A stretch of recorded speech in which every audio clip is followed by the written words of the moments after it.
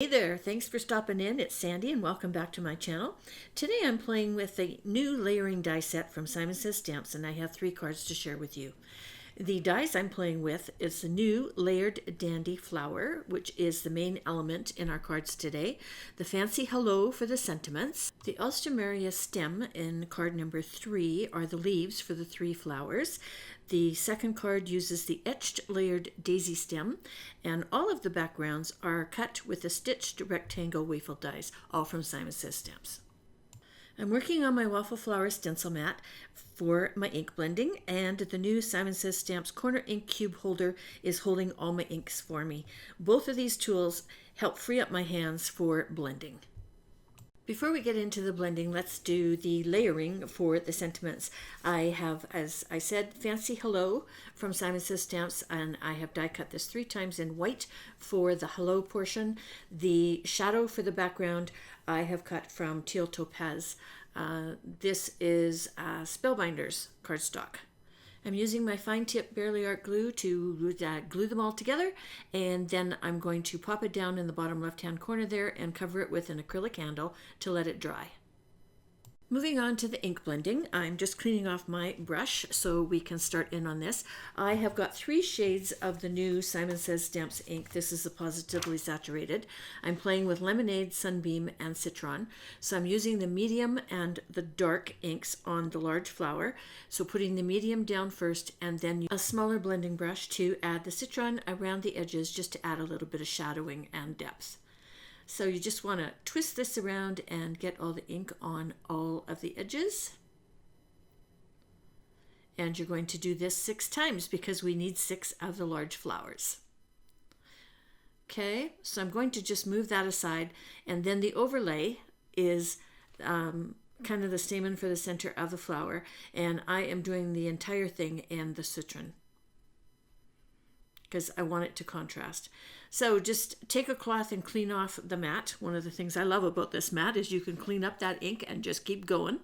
I'm going to do the center, and I am doing it in Ocean ink, and I'm using a really small blending brush from Waffle Flowers. Love those little guys. And finally, I'm going to show you the stem. And again, this was the ALSTROEMERIA die cut, and I am just going to use the stem portion of it. I'm going to cut that little head off after we're finished. So I start my blending at the bottom of my leaf where it's darkest, and it automatically adds a nice little shadow for me. We're just going to pop that off, and we have our stem all ready to go. Of course, you need 3 of those to go with the 3 small flowers that we do in card number 3, and then you need the other stem for card number 2. Finally, I am once again cleaning off my mat because we are going to do the ink blending for the sentiment now that it has dried, and I'm doing it in 2 shades of yellow. I'm going to be using Lemonade and Citron, so the lightest and the darkest of the 3 colors. I want an ombre effect, so I'm going to do the light at the top and the dark at the bottom. And I have to clean my brush again because I know I used the dark ink the last time. I'm putting the lid on the middle one so I don't get them mixed up, and then I'm uncovering Lemonade, and I'm going to, as I said, do this for the top portion. And now you have a 3 layered sentiment, so you want to make sure that you angle your brush a little bit and get into all the little nooks and crannies so that you don't have any white spots showing like in the center of each of the letters or around the outside edge. So just take a little bit extra care there. That's it for our ink blending, so I have moved those tools out of the way. Now I am going to get in here with my craft knife. I don't know if you ever noticed, but you get, like little threads of little paper around the outside edge of your die cuts. I like to just scrape those off with a craft knife so that it's nice and clean. And then again, using the fine tip on my Barely Art glue, I'm going to add some glue to the back of this and glue it down to the matching or coordinating shadow that I die cut, just like that, and put an acrylic handle over that to let it set. Let's move on to the flowers. We need to add the center to each one of the flowers, the stamen part. Okay, so you're going to glue that in, and then add a dab of glue, and you're going to add the little blue centerpiece, and you're going to do that to all of them. So again, you need 6 large ones, you need 7 small ones. Okay, you need 3 sentiments, You need 4 stems of flowers, 3 of one and 1 of the other. And you need 3 backgrounds to complete all 3 cards. Let's jump in.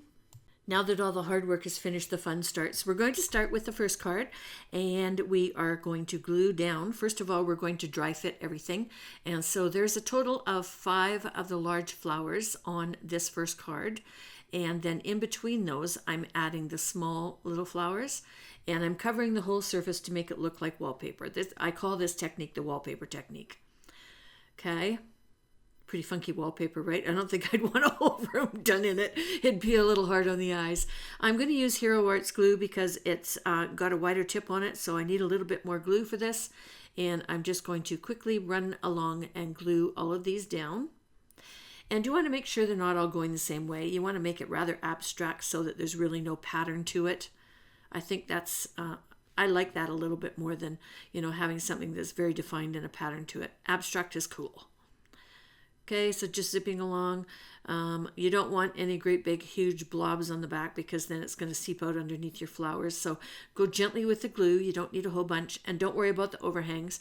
I'm now working on my glass mat, so it's really easy for me to clean up any glue that overhangs. So I'm just going to give this a good press down. Oops, I forgot one. There we go. Pressing everything down, and I am just going to set that aside and let that dry and move on to card number 2. Obviously uses the single big flower, so we need that, and then we need our larger stem, and I need a background. And for these ones, I'm not going to glue them down. I'm going to use Simon's 3D foam squares. You get 2 sheets in a package. There is the large one, and then there is the small one. I'm going to be using the smaller one for today because my pieces are a little on the small side. And for the large flower, I'm going to add 1 to each petal. Okay. Kind of lining that up where I think I want it. Removing the protective covers from the back and gluing that little guy down. I am going to glue the stem and the leaves in. So just adding a little bit of glue. I decided to snip off the top part of that. Adding more glue along the bottom, and then because I've used the foam squares on the flower, it allows me to tuck this in underneath and kind of get it where I want it. Snip off the overhang, and that has glue on it, so I'm moving it out of the way so I don't get glue all over my art piece.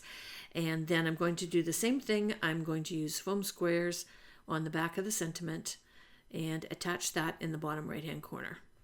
These are really fast and fun now that we have all our pieces together.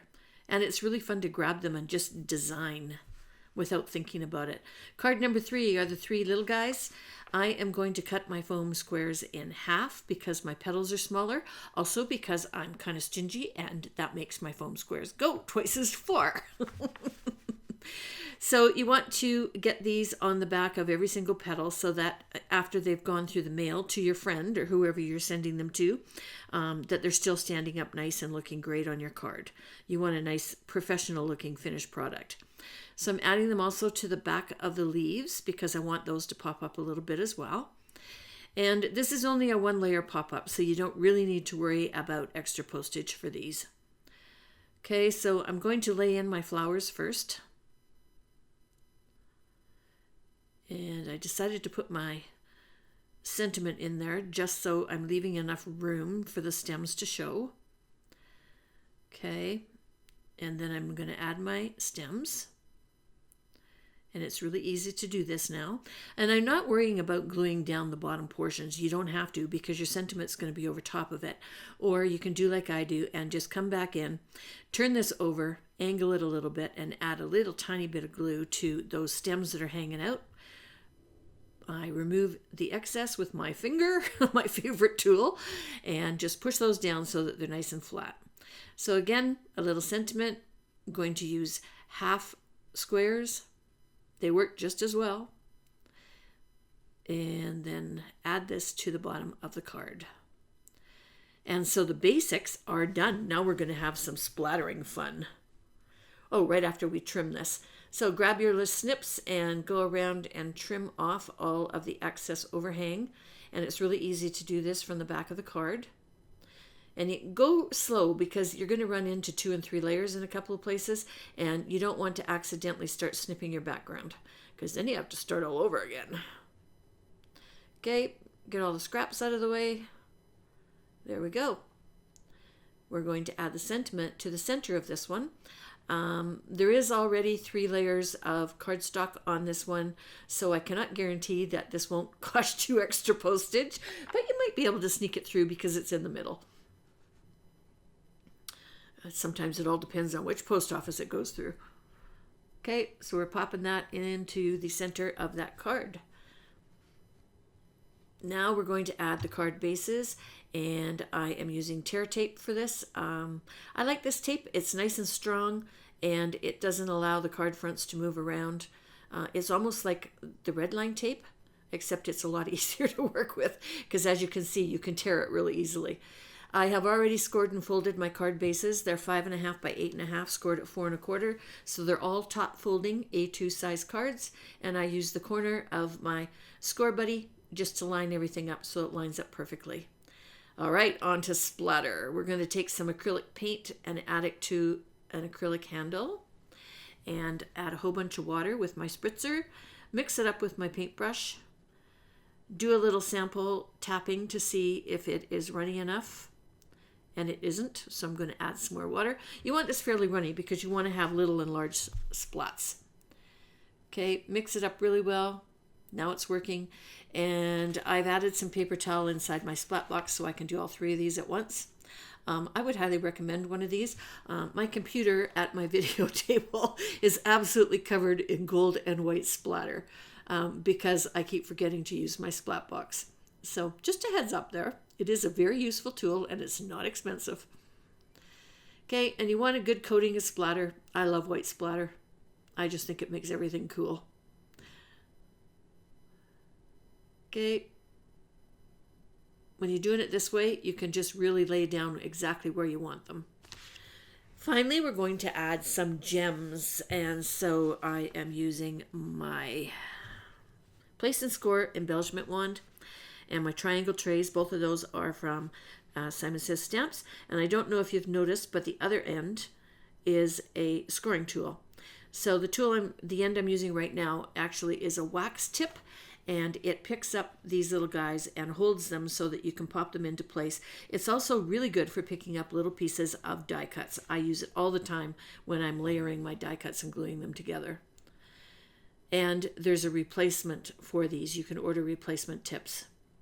Okay, so I'm just using the Barely art glue with the fine tip to lay these guys down. And I won't bore you with gluing all 3 cards. I'll show you this one and then I'll just show you the finished of the other 2.